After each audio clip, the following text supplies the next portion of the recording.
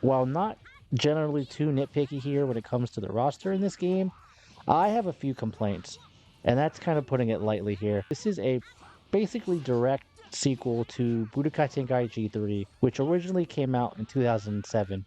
Now, with this huge amount of time that's passed, you'd think, that the developers would try and have stayed somewhat faithful to having as many characters as humanly possible be implemented into this roster here from the first day, right from the get go, you know? But that's sadly not the case here, at least not with Sparking Zero. So there are a notable amount of characters here missing from the original Dragon Ball portion of the cast, and this roster truly shows that and reflects the decisions that were unfortunately made. Now, is there some kind of maybe later plan down the line here in regards to all these fighters that are being seemingly left out of the blue? It's like, are these going to be included as possible downloadable characters in the form of DLC? Whenever the first official season pass here comes out for Sparking Zero and gives us some characters from Dragon Ball Super Superhero, and of course more characters from Dragon Ball Daima. It's just one of those things that time's gonna ultimately have to tell here, but I really want to speculate, at least when it comes to these older veteran fighters. Now, I know that they might not be all that strong, and that's kind of putting it, in a nice way. My point, though, here is just even having Emperor Pilaf and the likes of Demon King Piccolo and Nam and Android 8 and General Blue and all of the other original Dragon Ball characters really helps to make Sparking Zero, I feel, more like a complete version of what would be known as, well, Tenkaichi 4 here. It just doesn't feel as complete in the sense that while this roster, at least from what I've seen of it here, is really, really impressive, covering not just, like I said, the original series, with it only being Kid Goku, and if we want to count Yajirobe, Krillin, Master Roshi, and that really is it. So it's really slim pickings here, and I really wish that there were more characters to try and, make awesome custom battles with, and hopefully have a section, or add a new part into the story mode that would cover Goku's earlier, really important adventures, leading up to, of course, him fighting against Piccolo Jr. in the World Tournament and whatnot. It just is something that's really baffling to me, and it's truly bizarre on Bandai Namco's part here that all these other characters would be seemingly pushed to the wayside and off a cliff, you could say, for the sake of characters that are barely even represented throughout Dragon Ball Super. Like, who really wants to play as Frost? Who? Who exactly is Frost for? Now, I know fan service is something, that we can argue over all day long here and whatnot, but I truly feel like the original Dragon Ball characters have more merit than instead of someone, say, like Frost or some of the other Tournament of Power characters that don't really do all that much in terms of their abilities, and they really aren't that impressive, except for, of course, the Pride Troopers and Jiren's full powered form, but that's really scraping the bottom of the barrel here in terms of the Tournament of Power arc, with Kefla and Kale and Caulifla all aside. And let's not forget Kaba, the MVP and whatnot. But no, with all the other Saiyans aside, those are cool. I can't even, you got me there. I always love seeing more Saiyans in these games and being included to flesh out the Dragon Ball lore. But speaking of Saiyans, wouldn't it be cool if we had Paragus possibly playable? Whether it's his Dragon Ball Z incarnation from the original Broly movie or from Dragon Ball Super, just to have some form of Paragus finally playable, I feel at least here would be truly impressive. The only thing though would be giving him a moveset that would be faithful to his source material from the Broly movies. But I feel like that could be done in a pretty easy manner. But moving back to the topic at hand here, the original Dragon Ball characters, no doubt in my mind, deserve to shine here and have their own little moments to be included in this game. Like, wouldn't it be so cool to actually be able to play as Nam again? I know I'm not the only one here that says that lightly.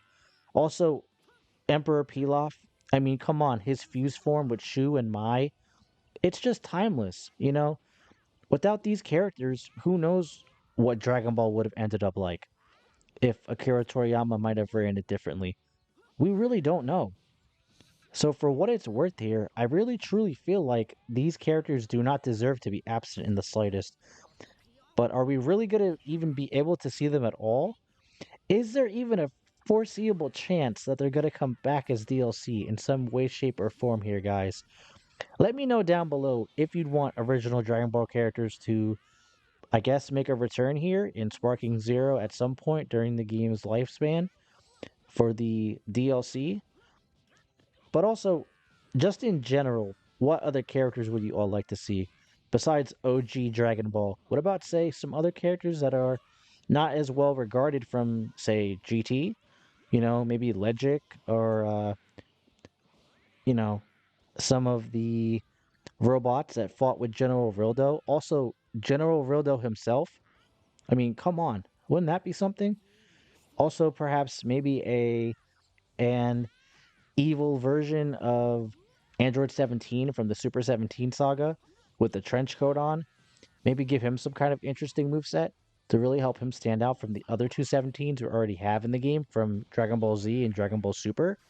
Hey, it's worth a shot here. I'd buy it. But that's just my opinion here, though, guys. Oh, also, speaking of DLC, the Shadow Dragons would also be an amazing addition to this game because I know back in the day I was not the only one hoping that by the end of the story mode we'd actually be able to play as all of them. But we only, of course, got Sin Shenron, Nova Shenron, and then Sin Shenron's ultimate form, Omega Shenron, which wrapped up Dragon Ball GT's story mode then in Tenkaichi 3.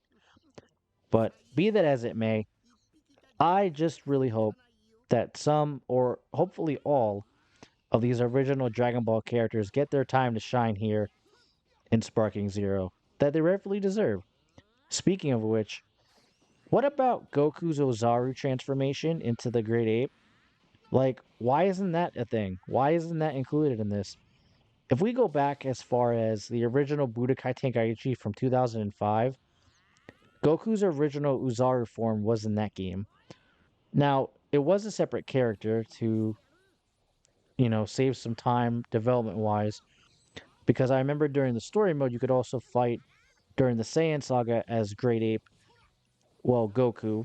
What it was actually meant to be Gohan from when he turned into a Great Ape and fought Vegeta in the Saiyan saga in the series. So, if we can get a Great Ape from, the PS2 era here of Dragon Ball, why can't we get it nowadays in Sparking Zero, these almost 20 years later? I feel like it's a little ridiculous and a little, you know, disrespectful to not have these characters show up and be fully playable for what, anime games are doing nowadays. Yeah, things could be a lot better, but they also could be a lot worse. And for what I've played so far myself here of Sparking Zero, I am absolutely loving this game. I honestly can't get over how impressive these graphics are. And even though I'm still getting used to these controls, I'm still a little bit of a noob when it comes to learning the ropes and whatnot. I am catching on though rather quickly, and you guys can bet your butt I'm playing in classic mode here with the control scheme that's the most faithful to the original Tenkaichi games. That's the only way I'm doing it here. I'm going it old school, and there's no other way I'd rather do that here. At least until maybe if there's any significant differences between the two gameplay styles, control wise, then maybe I'll give it a go. But for right now, anyway, heck, I'm sticking with the classic control scheme. But that's just me though.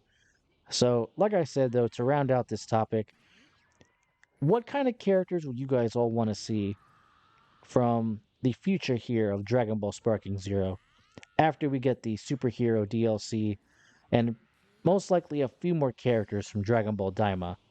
Would you guys even want to see original Dragon Ball characters make a triumphant return here?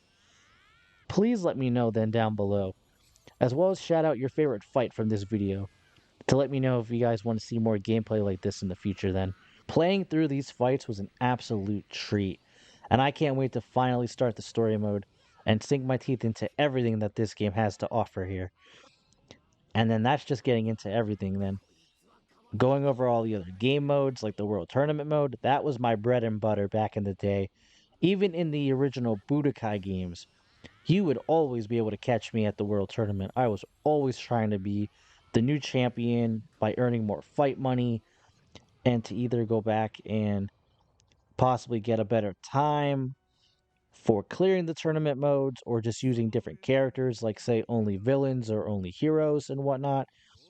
That was my go to, like I said, game mode from back in the day. And I am really excited to finally have that back here in Sparking Zero. After so long without a proper World Tournament mode, we finally get it again, guys. And not even just the regular one either. We get the Cell Games variant, as well as a few others as well, which was a nice addition here that I'm really, really surprised to see return. But yeah, for what it's worth, let me know then, like I said, what character or set of characters would you all like to see here make a reappearance in Dragon Ball Sparking Zero? Now, as of right now, it's pretty darn good. Let's not get that twisted here. And from what I've been able to do, while I still have a lot to learn, I'm not even going to deny that here, guys. This is incredibly fun. And I'm not quite sure yet, though, if it lives up to the legacy of course, Budokai Tenkaichi 3. But for what this game on its own is trying to do, until I perhaps get a real better handling on these controls and master all the mechanics and try and utilize them the best I can in rapid succession here, this is a pretty good game. No, this is a very good game. Let me make that distinctly clear here. This is a very, very polished game, and I can't wait to see what the future of this holds. You know, it's not every day we get a Dragon Ball game of this caliber, and with all these other bells and whistles added on as well, this is just the icing on the cake. I could not ask for a more better present here from Bandai Namco when it comes to Dragon Ball video games here. I mean, Dragon Ball Z Kakarot's good for its story mode and cutscenes and all that, but when it comes to just pure, you know, 1v1 fighting here, this is where it's always been at. Budokai Tenkaichi. And it truly captures that feeling too. At first, I wasn't sure because of the camera angles and whatnot, but after I went into the options and adjusted the settings here and whatnot, and really tinkered with things a little bit to have it more to my liking, I can safely say this is a very awesome game. And I'm truly happy I'm able to finally experience this here. On that note, I'd say that just about does it for everything here on my end. But be sure to stick around until next time to see what else I've got coming out.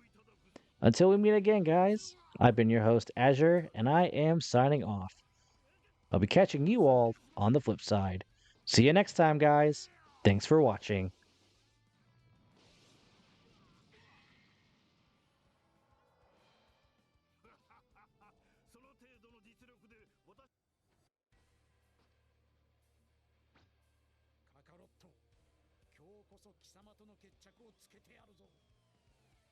Toことんやろうぜ。